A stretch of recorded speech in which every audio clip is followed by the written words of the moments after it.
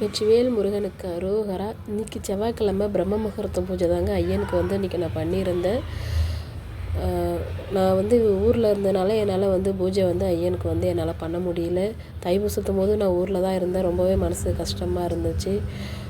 எப்போதுமே நம்ம வீட்டில் தீபம் ஏற்றும் போது வெளியில் வாசப்படியில் தீபம் ஏற்றுறோன்னா ஃபஸ்ட்டு வெளியில் தீபத்தை ஏற்றிட்டு தாங்க அதுக்கப்புறம் உள்ளே போய் நம்ம தீபம் ஏற்றணும்.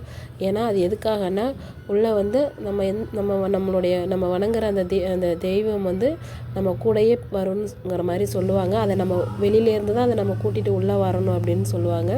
அது மாதிரி நம்ம ஆர்த்தி தெய்வத்துக்கு காமிக்கும் போது சாம்பிராணி போடும் போது எல்லாமே நம்ம வெளியிலேருந்து தான் உள்ளே கொண்டுட்டு போகணும். உள்ளேருந்து எதையும் வெளியில் கொண்டுட்டு கூடாது.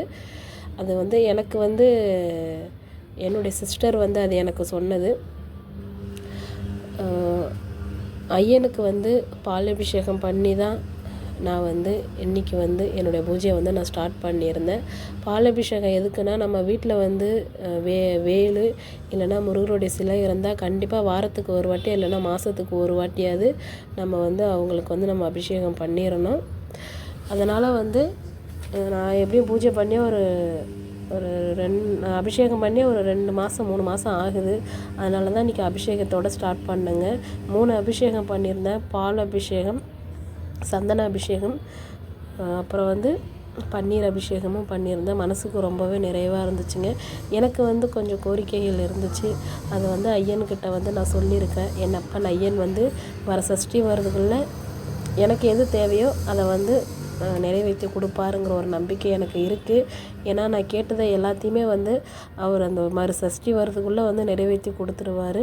நிறைய விஷயங்கள் இருக்குது.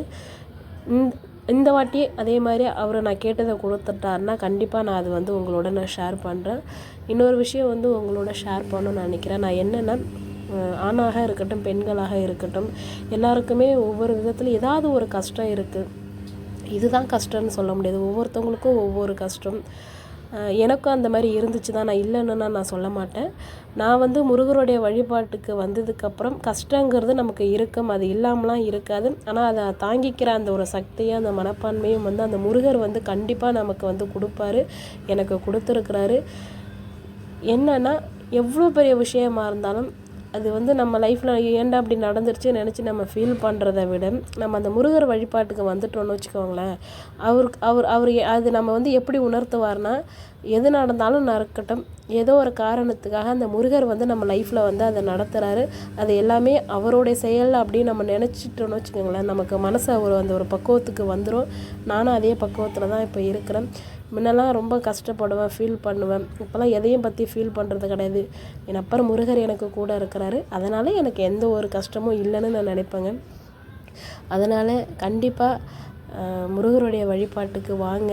எனக்கு வேண்டுதல் இருந்ததுனால நான் ஒரு 11 ருபீஸ் மஞ்சள் துணியில் முடித்து வச்சு நான் என்னோடய வேண்டுதலை நான் முருகர்கிட்ட வச்சுருக்கிறேன். வாரம் வெத்தலை தீபம் போடுறோன்னு சொல்லி அவர்கிட்ட நான் வேண்டியிருக்கிறேன். இந்த சஷ்டி வரதுக்குள்ளே என் அப்பர் முருகர் எனக்கு இதை நிறைவேற்றி கொடுக்கணும். எல்லா வளம் படைத்த அந்த இறைவன் என் அப்பன் முருகர் எனக்கு துணையாக இருக்கிறாரு. உங்களுக்கும் அனைவருக்கும் அவர் துணையாக இருக்கணும்னு சொல்லி அந்த முருகர்கிட்ட நான் வேண்டிக்கிறேங்க. இன்னொன்று நம்ம முருகருடைய வழிபாட்டுக்கு வந்துட்டோன்னா நம்ம மனசு சுத்தமாக இருக்கணும். யாரையும் பழி வாங்கணுங்கிற ஒரு எண்ணம், யாரும் நல்லா இருக்கக்கூடாதுங்கிற ஒரு எண்ணம் நம்ம மனசில் இருக்கக்கூடாது. நம்ம வேலை உண்டு, நம்ம இருந்தாலே போதும். நமக்கு நடக்கிறது எல்லாமே நல்லதாக நடக்கும். கண்டிப்பாக அந்த முருகரோட துணையும் நமக்கு இருக்கும். எல்லா புகழும் முருகருக்கே.